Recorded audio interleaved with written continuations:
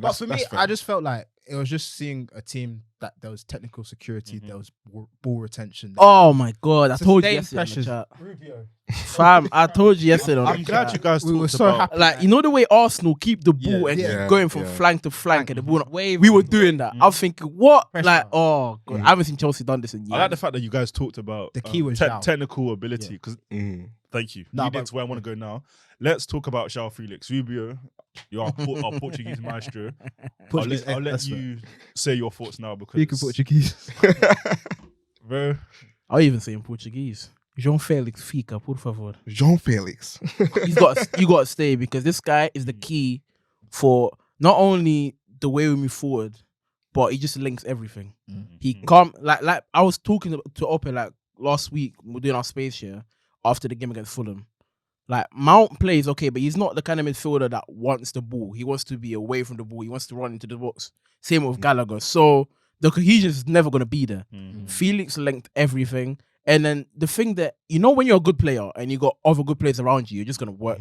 Him and Enzo click like this. And then people don't actually realize they've never played together. Like they played for Benfica, but they didn't play together. Same time. So you're deep in that. And also like Mudryk, the reverse passes that we saw at Liverpool, for instances, and then we saw again yesterday. Like, I know Havertz was poor, but players like this somehow are finding him. And like you compare to other players, like in the chat, I know you're a big Jorginho hater. Like people asking me, oh, see what happens when you have a midfielder. Listen, Jorginho's job ain't that. If you want to criticize a midfielder to be doing that, it should be cover. The thing That's is, and that's what I'm saying. the thing about the Jorginho thing though is, I said it in a group chat against Fulham. Against Fulham, I really this is where I have to give credit to Loftus-Cheek for literally just existing. Against Fulham, I missed Jorginho. I felt like we had no control over that midfield. That the ball progression was whack. Against West Ham, I don't even think Jorginho crossed my mind once. Like I didn't even notice he was missing. Yeah, he did. And that all just came from Potter making a smart decision of pairing. Yeah, Enzo and Felix. Yeah. Potter starting Felix and making a smart decision to pair Enzo with someone who will actually drop deep and sit and help him build up. Because I didn't see that 4-5, that 4-1-5 that I saw from. I didn't see that yesterday. Yeah. Sorry, do you know what? Why I was so annoyed? Because I was just like, people were lying after the game saying that it was instruction for Potter. It can't be instruction. And Gallagher. And I'm just like, from Potter to say Mount and Gallagher should be that high. I'm like, it's not. Yeah, Enzo, definitely. RLC naturally wants to go forward, but he's disciplined enough and he's somewhat self-aware enough to know, okay, I'll sit and I'll interchange with Enzo when to go forward. And the thing with what I rate about RLC in that performance, he only did that once where he went forward and he should have passed to Havertz. Yeah. But he was disciplined. And this is what I was pissed off about, because I was like, and this is what I was trying to explain in the space that day, is that like, build up is something we struggled with when Jorginho wasn't there. But now that we've got someone who can sit, notice how Enzo wasn't dropping so deep to collect the ball off Thiago Silva. And the benefit of Felix was that he was dropping in deep to help build up. And that's why he's so key for us, because he was comfortable in getting the ball anyway. Yeah, and that's one thing I'll say, like, I'll give Potter his juice in it, because Felix for Atleti, he's more used as a winger and he wasn't really dropping deep. But the way Potter really just utilized this guy's strengths here, he's only been there for like a month.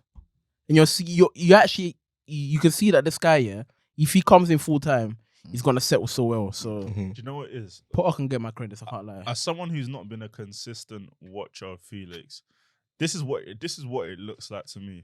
Number one, the way he controls the ball and the way he dribbles and the way he links up play, no lie, I have not seen that at Chelsea since Hazard left. Number two, I give credit to Potter for playing João in that position, that central midfielder, that cam position, yeah. However, the talents that I've seen in Fulham and against West Ham, that is not a Potter thing. That guy has definitely had that talent for years. You can't coach that, Sham. No, that's what I was going to say. He was doing things that didn't even make sense to me. And because I watched Chelsea so much, I didn't even think they were possible. Yeah. That someone can produce that kind of... Oh, you guys have been really going through it over here, haven't you? It's ridiculous. You guys... Has that been starving? I'm telling you, Chelsea player has excited you since Hazard left. No, definitely. And I think my favourite thing, we were talking about being technically secure. Yeah. Like, that is the gift you get with João Felix. there was a couple times that his first touch, it takes Oh, everyone out of the God. game. It's a brilliance. I think there's a one couple touch. plays. I think Kovacic does it sometimes, but he doesn't know what to do after. Yeah. That's the problem.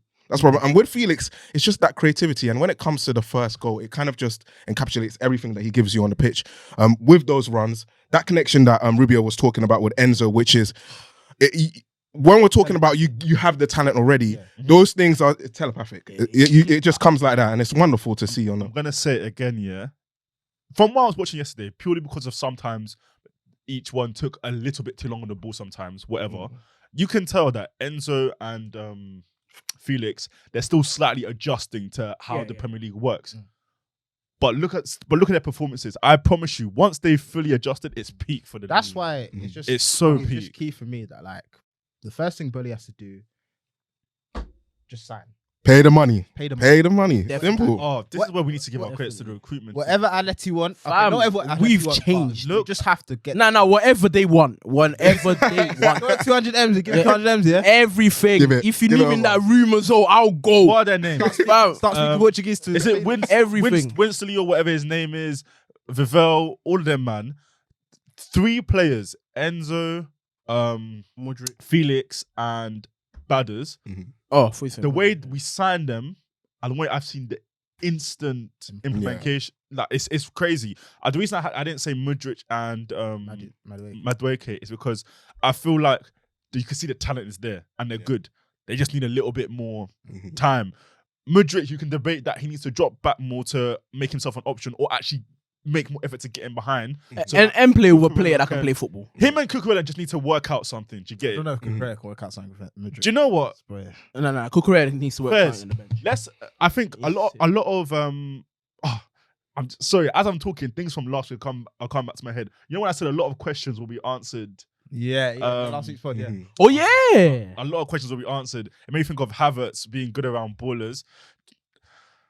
He weren't. In my opinion, he weren't bad, but I'm not hearing enough about it though. I'm not hearing enough about personally how he played he's yesterday. just Yeah, the he's- perfect word to describe his performance. He's mid. is useless. Yeah. Like it's not as if he was actively bad, but what was he doing? He's just there. Like he's not doing The way you anything. said we should thank him out for being there is the same thing as Havertz. He's just there. But I have nothing to thank him for. and offering nothing Like, at the he's- point, and he's- it's unfortunate. He's not offering nothing, and Do you know what's pissing me off the most? It's just like Felix is dropping deep. Yeah. He's already doing. Why are you now doing it yourself as well? Like, just stay within the width of the 18-yard box and make yourself a presence. Because that's why we kept recycling it a bit too much. yeah. Because there were just points where like I was like, Havertz, just make a run into the box. You don't need to. And the fact that Felix has like that instinct to make like run straight away with the way Enzo passed here, and Havertz like he does it, but he gets caught offside so many times. Like I'm not gonna say it's becoming a Werner thing because Werner was just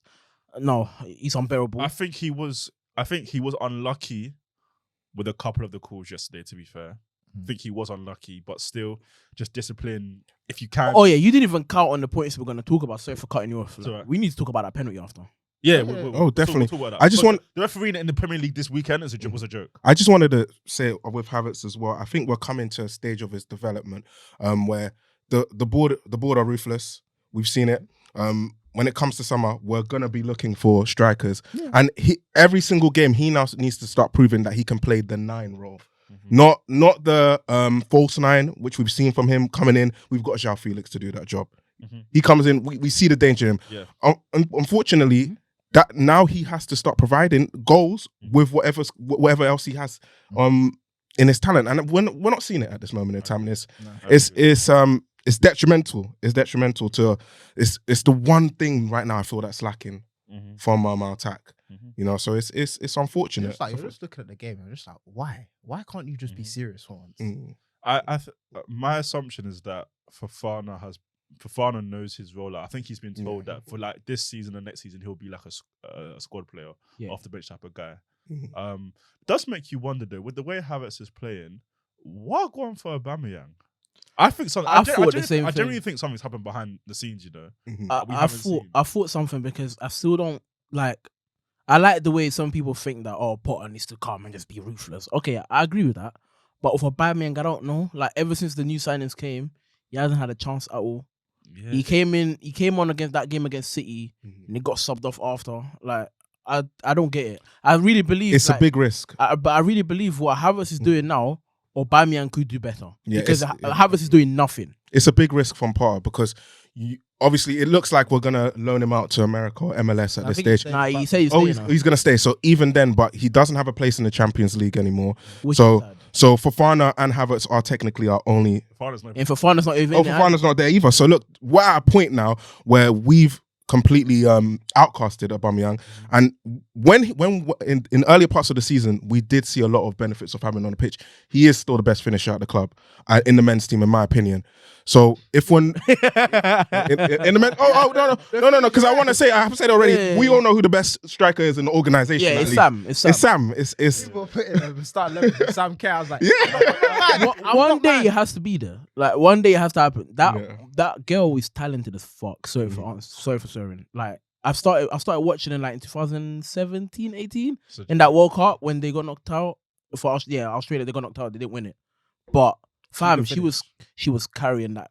She was carrying that country, and even at Chelsea, I want to say she's carrying because we're proper talented. Like the Chelsea women's team is even James. That is a completed super. Even James, literally. Even James sometimes she don't start, but you still see like the quality in that team. So Sam Kerr, Kirby, all of these players, if they're able to play for the Chelsea men's team, bring it on, because I know there's players there that she's better than. So easy. They're so good at like they make every team look ordinary. I only started watching them this season. It's ridiculous the talent that they have in that team is. And you want it to come to a point where the men's team starts matching that on every basis. Obviously, we just hired that mental. I'm not. That coach thing. And his first thing was like, we get rid of the dickheads. We know which ones to go and get rid of. and I'm sure you're happy. Then we dropped Mountain Gallagher. So. Hey, go on. Have it. These British lads. They on it. Let's have it right. You got the minerals play for my football club. Going back to Aubameyang, I think this is where we had an issue. Like before we knew what Potter did in terms of dropping him out and Conor, it's a bit weird because you can show that energy of Abba, which I don't like. I don't rate him or anything, but I feel like it's just a bit weird how you've sort of ostracized him. Yep. So you now need to show that same energy with other players. And so from seeing that lineup, I now need Potter to say, okay, now that Cover, RLC, Kante, they're now coming back. Do you now have the balls to say, you are not doing what I want you to do? Go sit on the bench. And just don't play them because of fan pressure, external pressure. Because it's not going to help Chelsea in the long run. It's not. And like in the summer, if Havertz needs to go, he needs to go because I need Felix here.